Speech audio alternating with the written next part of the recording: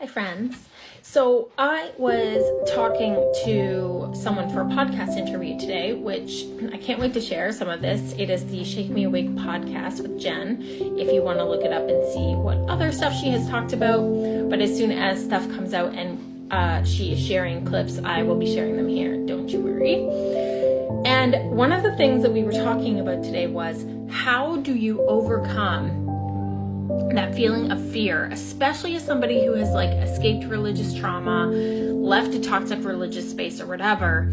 How do you escape that fear of truly being your authentic self when you are so afraid of rejection or being left, especially if you're someone who deconstructed your beliefs and literally lost everybody in your faith community because you weren't on the same path anymore. People turn their backs on you, right? So you have that fear of rejection, but you want to be yourself.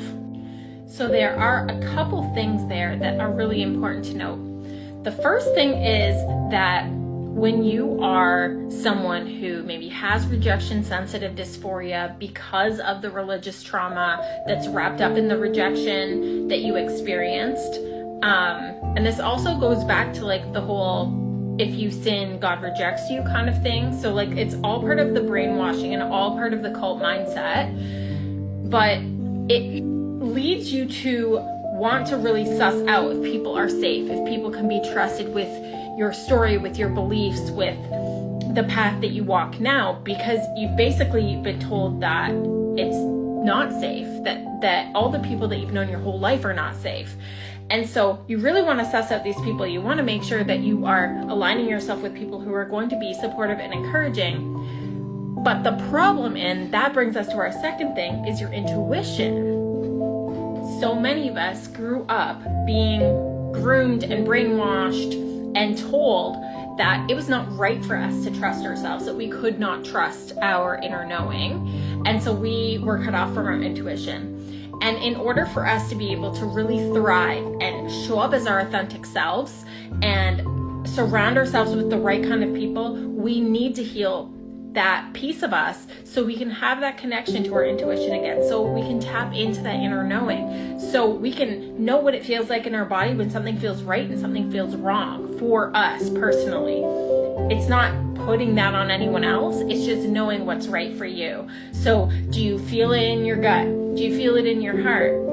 Is it like a voice in your head? What is it that you personally feel when your intuition speaks up and tells you, yes, this is the way we're gonna go. Yes, this is a safe person. Those are very, very important things to work on. And your connection to your intuition, being able to tap into that, is just as much a part of your toolkit as nervous system regulation tools are, right? Just as much as meditating or walking down to the ocean or doing EFT or dancing or journaling, any of those things that are tools, having that connection to your intuition is another tool that is a part of the healing journey toolbox.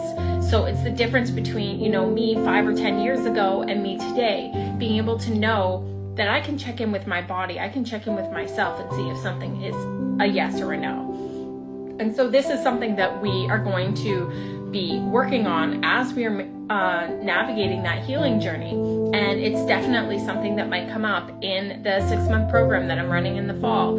I'm only going to be having 6 people in there. And so if you are someone who has been struggling with this connection, then this might be something that you want to bring to that space to get coaching on, both in the group focused coaching calls and also in the one-on-one that you are going to have every single month. We're keeping this really small because my whole vibe is that this is not a mega church. We're not here to bring mega church vibes. I mean, on many different levels, but also we're not here to bring the mega church vibes of just fill the pews with as many people as possible, make as much money as you can.